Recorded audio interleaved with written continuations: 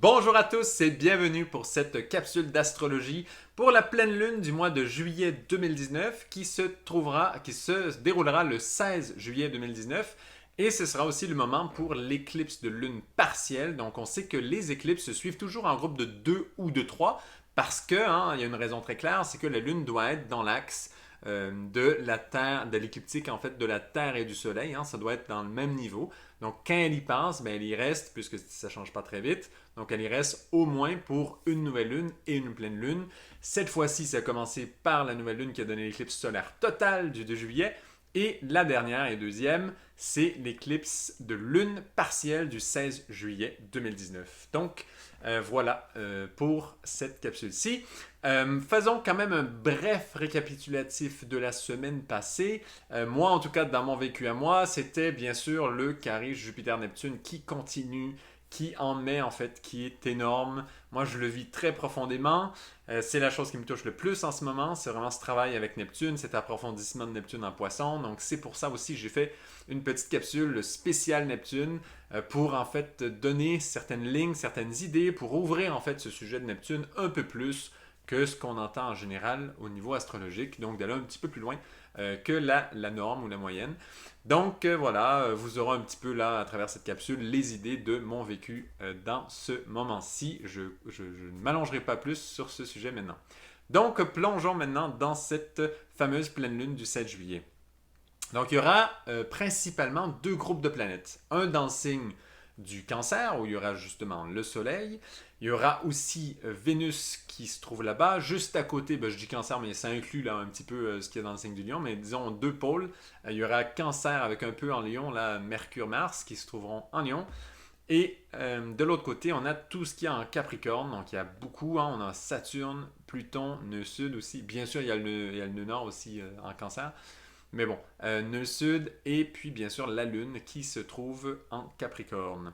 Donc, on a vraiment deux grands amas planétaires, plus ou moins précis, c'est pas exactement sur le même degré, mais quand même, c'est deux amas planétaires. Et on a aussi bien sûr le carré Jupiter-Neptune qui continue son travail. Et voilà, donc j'ai bien hâte de voir la suite de ça. Donc, principalement, ces deux amas planétaires. Il y a bien sûr dans cette éclipse, ce qui se passe avec une éclipse lunaire, bon, elle est partielle, donc elle est un peu moins forte là qu'une totale, évidemment, mais ce qui se passe, c'est que déjà, le Soleil va cesser d'éclairer la Lune pendant un certain temps. Hein? Parce que la Lune, normalement, est toujours éclairée, au moins la moitié, en fait. Au moins une face est éclairée sans arrêt. Nous, de la Terre, on ne la voit pas toujours, cette face-là. Cependant, la Lune, elle, a toujours une face éclairée. Eh bien là, notre chère Lune, la Terre va lui faire de l'ombre et donc elle va moins recevoir les énergies du Soleil. C'est bon? C'est simple.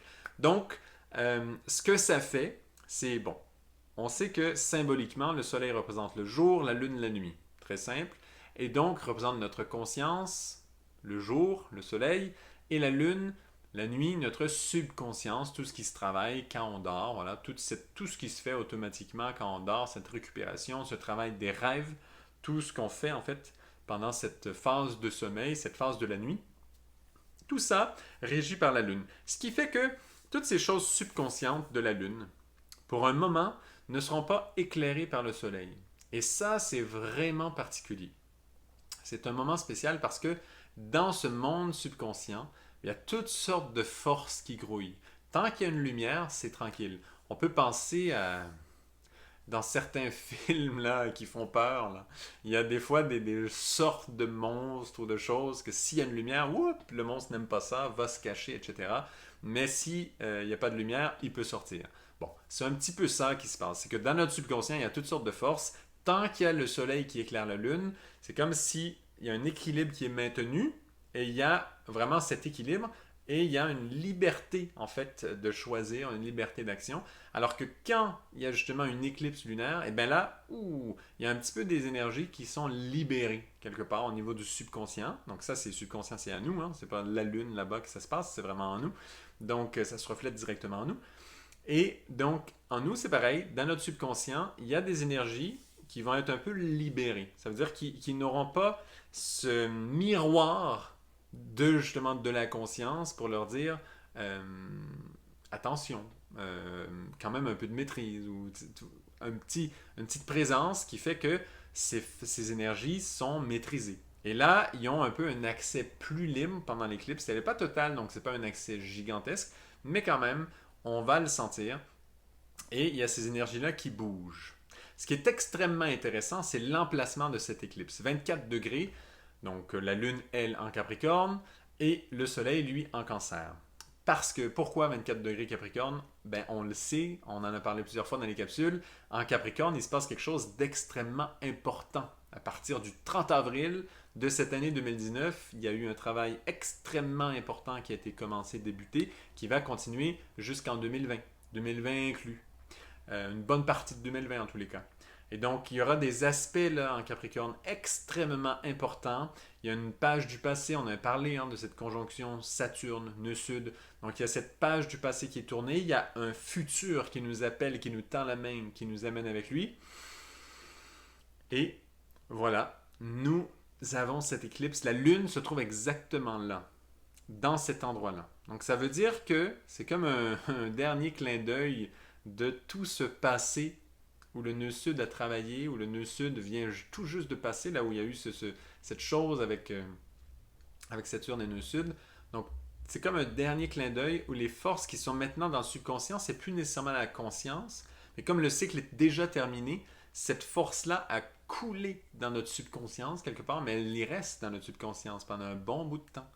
Et là, c'est le moment où de ces choses-là, un peu de ce cycle du passé, qui peut être, parce que c'est un grand cycle, ça peut être quelque chose même qui vient de vie passée, pour ceux qui travaillent avec les vies passées, en tout cas qui sont conscients que les vies passées existent et qui essaient de comprendre les choses par rapport à ça. Bon, ça peut venir justement de cycles très lointains, mais il y a des choses dans la subconscience qui peuvent s'éveiller. Alors cette éclipse-là est vraiment très important parce que c'est le moment où ces mémoires-là peuvent sortir et, comment dire, c'est comme si ce changement de cycle est tellement important qu'on va jusque dans le subconscient pour aller un peu déraciner des choses. On a Saturne et Pluton. Hein? Saturne, c'est le faucheur, Pluton, c'est les racines. Donc, on va comme faucher les racines symboliquement. Hein? On ne le place pas toujours comme ça, Saturne et Pluton, mais dans ce cas-ci, avec le cycle et tout, on peut vraiment l'utiliser de cette façon. Donc, c'est comme si on va vraiment enlever les racines. Si vous avez déjà jardiné, vous savez que s'il y a certaines plantes, vous n'enlevez pas la racine, vous pouvez désherber tant que vous voulez, elle va revenir. Eh bien, c'est un peu ça. C'est comme si là, au moment de l'éclipse lunaire partielle du 16 juillet, on va toucher les racines de choses du passé. Et on va vraiment les enlever. Là. Elles vont sortir, comme c'est l'éclipse partielle, elles vont penser, ouh, on peut sortir, on peut sortir. Elles vont sortir de terre, et là, on va avoir accès à les ramasser, à les enlever. Plusieurs de ces plantes, en général, on peut les faire sécher. Ça fait les meilleures tisanes médicinales qui soient. Pas toutes, faites attention. Mais quand même, tendance générale, beaucoup de ces plantes, les racines, ont un pouvoir médicinal, thérapeutique intéressant. Donc, de ces forces du subconscient, on va en fait en sortir un peu un remède ou quelque chose qu'on va pouvoir mettre dans notre pharmacie intérieure pour savoir que dans l'avenir, s'il y a un moment, une condition difficile, on a le remède qui vient avec.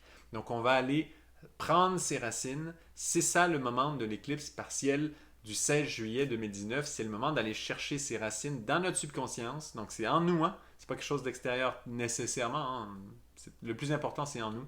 Donc on va voir ces racines-là et vraiment, on peut les recueillir, on va les sentir, ça va émerger et c'est le temps d'aller les chercher, prendre ces racines et ça y est, on les sort de terre, elles vont cesser de repousser, on les fait sécher, on peut les couper finement, après faire des décoctions, toutes sortes de choses. Et voilà, on a un ingrédient dans notre pharmacie intérieure personnelle pour les moments difficiles. Et surtout, on a libéré notre terrain intérieur pour un travail futur qui s'en vient très bientôt, qui est en fait les bases qui vont être déposées dans ce fameux signe du Capricorne dans les mois à venir, jusque surtout en 2020. Le début 2020 va être très important pour ça, janvier 2020, mais même donc, autour de cette période-là, donc novembre, décembre 2019, janvier, février, même mars 2020. 20 vont être des moments vraiment clés à ce qu'on va placer dans notre signe du Capricorne qui travaille beaucoup sur notre propre gouvernance intérieure. Donc ça, c'est très important. C'est un travail précieux qui va être extrêmement profond. Moi, cette éclipse partielle lunaire, éclipse lunaire partielle, je vous souhaite en tout cas d'avoir un tout petit peu de temps. Si vous n'en avez pas, vous allez être dans le feu de l'action. C'est correct, ça fonctionne quand même. Mais si vous avez la capacité, la possibilité plutôt d'avoir un peu de temps pour vous poser et observer ces forces-là en vous, c'est très enrichissant parce que vous pouvez faire ça consciemment. Sinon, vous allez le faire naturellement, c'est correct, tout fonctionne. Voilà, mais c'est sûr que plus on est conscient, plus c'est intéressant, plus on est capable de suivre un peu justement le rythme que la vie nous propose. C'est comme si on voit les saisons autour de nous ou pas. Il y en a qui ne les voient pas. Eh bien, ceux qui les voient et chaque petite chose dans la nature qui se passe, ben, c'est tellement intéressant. Même chose pour notre vie intérieure. Donc, c'est l'énergie principale. Et encore une fois, tout ça se passe dans l'accompagnement de ce fameux carré Jupiter-Neptune. Moi, je vous conseille vraiment d'écouter la capsule sur Neptune. Ça donne de bonnes idées sur le travail qui se profile en ce moment là-dessus. Et il y a un petit élément de plus qu'il faut absolument mentionner, qui est en cancer, c'est qu'il y a une autre opposition, pas seulement Soleil-Lune, hein, comme c'est pleine Lune, Soleil et Lune sont en opposition, c'est certain, mais il y a une autre opposition, c'est Vénus qui est en cancer avec Saturne en Capricorne. Donc là aussi, il y a une opposition, donc Saturne-Vénus. Et là, c'est intéressant, parce que ce qui est en Capricorne, avec qui est justement dans ce cycle dont on vient de parler, eh bien, toute cette force-là, des choses du passé, cette sagesse et tout, eh bien, elle fait face à Vénus en cancer, qui est toute ouverte en fait. Vénus en cancer est très ouverte, très, très, très vulnérable. Et donc, elle est là et, euh, et Saturne lui fait face, lui montre l'ampleur de ce qui se passe dans le signe du Capricorne, l'ampleur de ce qui se prépare. Et Vénus, elle est là, amour, mais ouverte. Et c'est notre Vénus à nous, hein, à tous. Hein. Et donc, nous, dans notre vulnérabilité, dans notre presque, pas inconscience, mais dans le sens, dans notre, quelque part, une pureté d'enfant, quelque part, une pureté simple, euh, un peu une candeur qui se glisse dans ça, eh bien, on voit l'ampleur de ce qui se passe, de ce qui se travaille de l'autre côté dans le signe du Capricorne. On témoigne de ça. Et c'est comme si on est un enfant tout doux, là, très réceptif, vénusien quelque part, un enfant vénusien, qui voit ce travail-là qui se fait de l'autre côté, comment on prend les décisions, quel a été on voit aussi en fait les conséquences, hein, parce qu'il y a un cycle qui se termine. Donc on voit les conséquences de comment on a pris nos décisions dans le passé. Et l'enfant vénusien, tout doux en nous, tout réceptif, voit ça et témoigne du sérieux de cette affaire. Et quelque part, il se peut que ce soit très marquant, en fait, ce qui se passe autour du 16 juillet. Moi, vraiment, je vous souhaite d'avoir un temps pour être capable un peu de digérer ça, être capable d'aller vraiment le saisir, le regarder, hein, ne pas se cacher la tête sous le sable et essayer de cacher justement à cet enfant vénusien la vérité parce que le ciel nous la montre, le ciel nous propose à notre Vénus en cancer, là, à tous, hein, à toute la planète, nous propose de regarder ce qui s'est passé. Comment la gouvernance, comment nos décisions ont été prises, quels sont les impacts de ces choses-là. L'enfant le voit. Ça parle beaucoup, beaucoup aussi de ce qui se passe sur la planète en ce moment. Toute cette génération-là de jeunes d'aujourd'hui, hein, comme on dit, tous ces jeunes qui voient un peu les catastrophes sur Terre, qui voient à quel point l'humanité détruit. Et parfois, ces jeunes-là, en fait, perdent espoir pour la suite, pensent que c'est un peu condamné et tout. Il y a de tous les âges qui ont ça, mais ce qui est le plus touchant, c'est les jeunes. Parce qu'eux sont justement comme une Vénus en cancer devant ça. Ils voient, sont tout ouverts, sont tout mignons, sont tout doux. C'est la jeunesse, c'est la beauté, c'est l'amour, tout ça. Et ils sont là et voient ces choses et c'est très marquant. C'est quelque chose de très profond. Et là, on a une chance, en fait, de se relier à cette réalité-là, tous ensemble, mondialement, hein, parce que c'est des aspects pour la planète entière. Donc, on a vraiment une chance de travailler sur cet axe et d'aller vraiment déraciner certaines choses. Donc, cet éclipse, il va être costaud parce qu'on va enlever des racines. Et ça, c'est puissant parce que les racines, ils aiment rester dans le sol. Ils n'aiment pas tellement se faire sécher et devenir un médicament.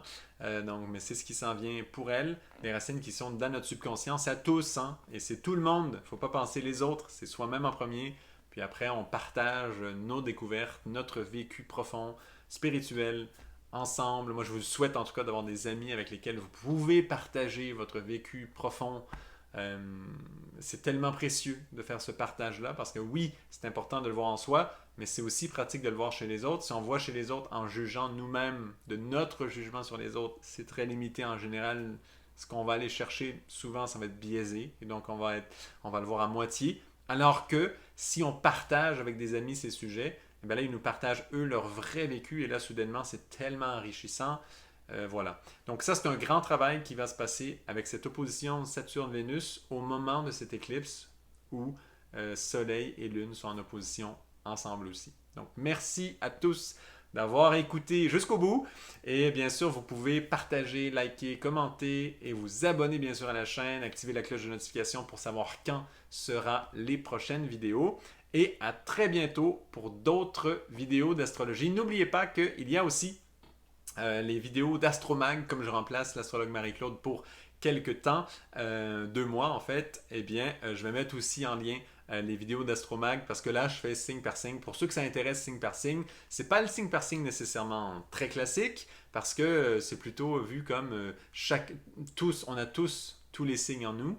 Et donc, c'est d'essayer de comprendre tous ces aspects en nous, de chaque signe, comment ils nous influencent, etc. Bon, j'essaie de le faire un peu de cette façon-là, qui me parle beaucoup. Mais bon, en même temps, c'est le travail signe par signe. Donc, si ça vous tente de voir ça, une certaine version en fait du travail signe par signe, allez voir, c'est vraiment intéressant. Merci beaucoup d'apprécier et à très bientôt.